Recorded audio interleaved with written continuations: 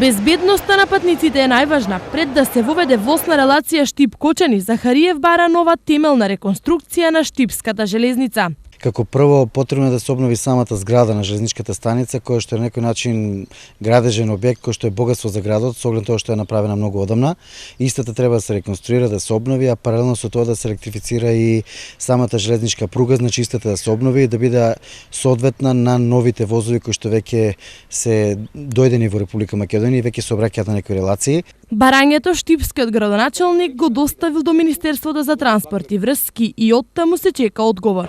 Одговор се чека и на претходно поднесената иницијатива за воведување на посебен железнички сообраќај меѓу Штип и Кочани.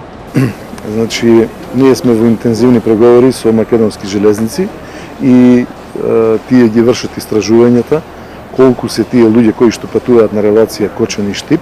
Дневно најмалку 500 кочанци во Штип доаѓаат на училиште, факултет или работа, а 100 штипјани заминуваат за Кочани. За сите нив, железничкото поврзување е добра идеја. Би требало да има и добро е тоа, ќе нема гужва по автобуски, секој ќе знае дека воз има и ќе си земе карта и ќе си качи у воза и ќе си отиде. Не е лошо, убаво е. Убаво, тоа се што се прави, се убаво. Убаво е да има, да.